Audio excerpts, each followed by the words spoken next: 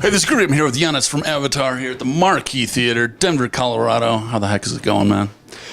Doing good, doing good. It's good to be back in Denver. It's nice and hot and now wet and rainy, and as it should be. It feels like home. Awesome. And you were just about to go for a run, and we snagged you out of the... Yeah, exactly. So I was glad that a storm was coming in, actually. It's nicer than the sun that was in my face earlier before. Oh, there's nothing like 95 degrees and you're a mile up? Oh, there's nothing like that? No, not at all. Actually, man, pleasure.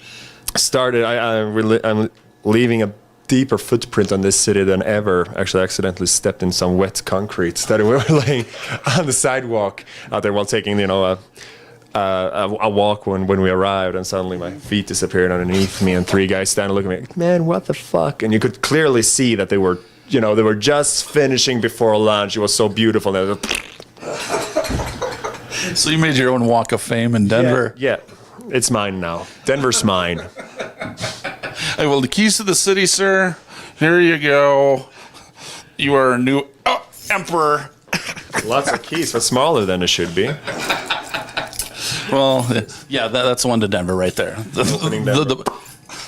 No, now you should have like a little lighter or something, a little, like when you grind your... Shit's legal here now. Oh, yeah. Don't need a beer opener anymore. Would I get you in trouble if I said, have you been to a dispensary yet? No, I haven't. I don't do anything at all on tour harder than, tea with honey. No, nowadays. So I save all decadent lifestyle for my home life usually. Actually, at the moment at least, and it's been at this point still a great decision, so sticking with that for a while. So no, I haven't. I think like pro musicians are actually more like professional athletes than people really understand.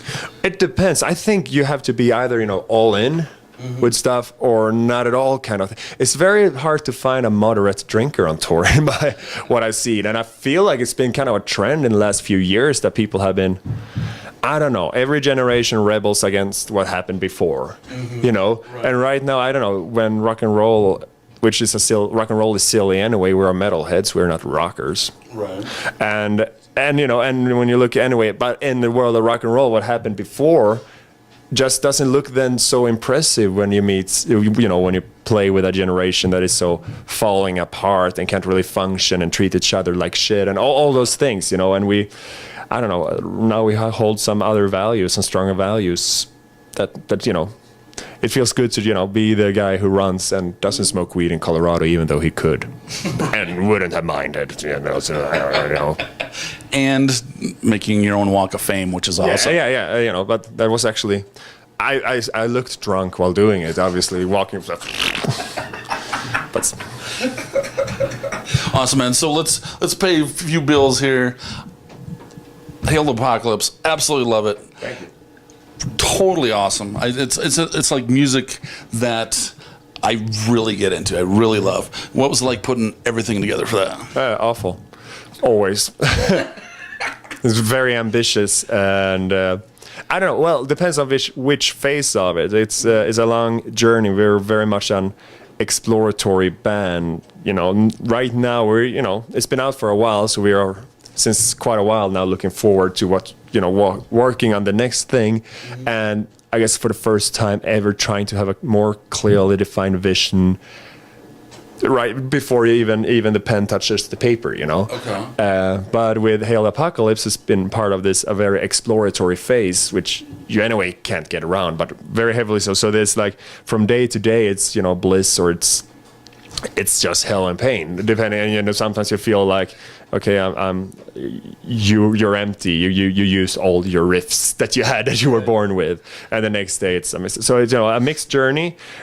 Cool with that. This one was this first time we attempted to record it live, like right. like 70s style in a room, 1, 2, 3, 4, turn off that damn Click-trek. And you can tell the punches there. I mean, there's it delivers.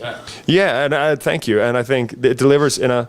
There are different ways to do different, you get different results, and it's not necessarily that one is better than the other, but with the organic live recording, situation, you get that human groove to it that you just cannot fake. Those little mistakes that makes a prettier picture, right. Yeah. That's awesome. And I can also tell, like, I love your videos, and I can tell you definitely prefer the sort of like the mini movie to just the pure rocking out performance thing, even though that's sort of mixed in there. Yeah, it's like, yeah, you know, depending on what we do, performance can be a useful tool in a video, you know, a band performance. But it's like, it's one of those things, just, you know, you have to remember, someone's, including ourselves, are going to watch this, and hopefully voluntarily, for some time to come. So you better do something good with it. And also, you know, that we view it as yet another artistic medium, another way to put the music across. I mean, if you're playing in a band, at least in our band, it's not just about being a musician. If it was just about being a musician, I wouldn't have to leave my room, you know, but it's more concept art. It's for us. So the visual side is very important. And the connection between visuals, words, and music, more than anything, of course, is just that whole puzzle is very important to us, and the videos must make sense. And if you're gonna do a pure performance video, then you have that thing that, for instance, Rammstein, the Ich tue dir weh, that music video. That's like, you have to compete with that one in that case. You know, you can't just, well, you know, there's this basement, you know, it's a bit concrete walls and dirty floor. We can stand in there and maybe have fisheye lens, you know, and like I will stand really wide with my legs as if I was peeing. And was losing my balance, you know, and you know, chicks will dig it. Maybe we can have some chicks, and maybe, you know, if, you know, they can be kind of topless, maybe, and, you know, people ask, you know, yeah, sex sells, but we won't say that, you know. It's like, no, she's oppressed and she's just liberating herself. It's art, it's artistic. Don't you see the ballerina shoes? No, we don't do it like that, you know. There's more that can be done. There's more that can be done. Awesome. Who did the animation for the latest one? It's Angel? Yeah. We basically, we got him basically locked in our basement at home. A guy, Johan Carlén, he's like, we do scripts with him, and sometimes he gets to write the most of that. And he's basically doing photography, director of photography, director, editing, animation, post-production. You know, it's a one-man production machine. And he's locked in your basement, you just feed him once in a while, right? You know, and then we are our own film crew around this, you know, and you know, for many reasons, you know, it's a budget thing. Maybe, you know, it's when we also have done videos when we hire people to help him and everything, of course, and we get some actors here and there, but for a huge part, it's like we rely on each other. And when it comes to Avatar, the audio-visual experience, he's almost a member of the band at this point. That's cool. So Johan Carlén is his name, by the way, if I didn't say that. Welcome to the band. Yeah. All right, so what's coming up next for Avatar? Well, we are doing this tour right now. Is pretty much the last thing we are doing during this apocalypse era, as it will be known in the history books. Dun, dun, dun. They were right and no one listened. Well, they listened to us, but they kind of missed the message. They were rocking out too much. Yeah, rocking out, didn't quite get it. We're screwed, which was basically the whole idea of this album, is like not offering much hope to what was unintentionally the whole point of the album, of lyrically and everything, and it just goes deeper and deeper and deeper down into something black. And now, I don't know, do our next album where we kind of gonna dwell in that new level of darkness we have discovered. Awesome. And after that, I kind of feel like we should do something happier. Not happier, maybe, but more hopeful, more like, okay, what are we going to do about it? If the Earth is still standing, we get more positive messages in 2019. Before that, a really, really dark, sad album. And are you writing any of that right now? Yeah, that is what I talked about. That's more, you know, thinking more conceptually and visionary. That the exploration of ideas comes more hand in hand with writing the riffs this time, you know. Nice. You know, like if the song would be about, I don't know, microphones, you kind of stare at the microphone while writing the riff, you know. And this is me holding a pick in my hand playing guitar, by the way, if you wonder what this movement is, you know. The running shorts completely threw us off. Well, awesome, man. Well, unfortunately, you've reached the part of the interview where I ask you a bunch of stupid questions. All right, go ahead. Even more stupid than the other ones. Are you ready? I'm very ready. Okay. Please, if you would, sir, Name 2 people cooler than Ivell Knievel. That is not a question. No, it's a statement of stuff. 2 people cooler than Ivell Knievel. Who is cool? Rob Halford. Yep. Oh, wins. Yep.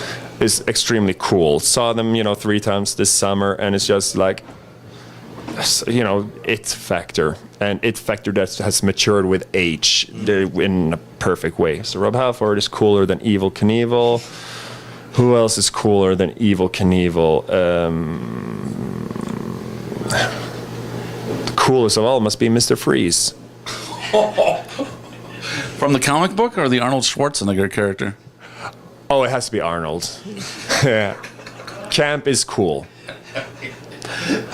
I'll give it to you, but look at what I'm doing on stage. Like it's. Camp is cool. You're squeaking by with Arnold. But I'll give it to you. I was thinking about the cartoon renditions through my childhood and all that, and I've been watching more Batman than I've been reading Batman, I guess, generally. But it's so bad it's good. Most of that movie is so bad it's bad, but Arnold's so bad it's good. I'll give you that. All right, one more. Yeah. How many extremely angry but unarmed 4-year-olds would it take to kick your ass? I did a test online on this many years ago. Thing is, I've been working in preschools and kindergartens a lot, and it happens that you have that angry kid that doesn't want to go out, and depending on the situation, you want to figure out a way. It means communication, prepare in such a nice way as possible. Make them practice taking on their own shoes and whatever. Sometimes they just don't want to, and we have to go, and we figure this out on the way. And I'm sure parents watching knows this as well, and colleagues of mine then. But and what you learn are these wrestling move basically for 4-year-olds. That you need to not harm them at all, just lock them in a way so you got their feet here and cannot yet be bitten. And put the shoes on and and usually when they got everything on, it's like, oh, now too warm to fight, I want to go out. And so what I'm trying to get at, I'm well versed in defeating 4-year-olds. Okay. And one trick is part, don't lift them, especially if you're a guy. Sometimes an angry kid, you need to lift them out of a situation, and it's kind of like they're playing this drum fill on your body with the kicking legs, like bing, and they never miss, because it's no, bam. So yeah, I got some tricks. So I don't know. How many do you think, man?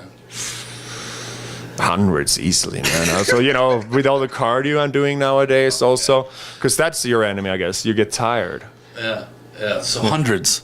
Yeah, because you got to be specific of where to hit, of course. Yeah. Of course. Thank you so much for your time, man. This is Groovy. I'm here at the honors of Avatar Marquee Theater, Denver, Colorado. Bye. Bye.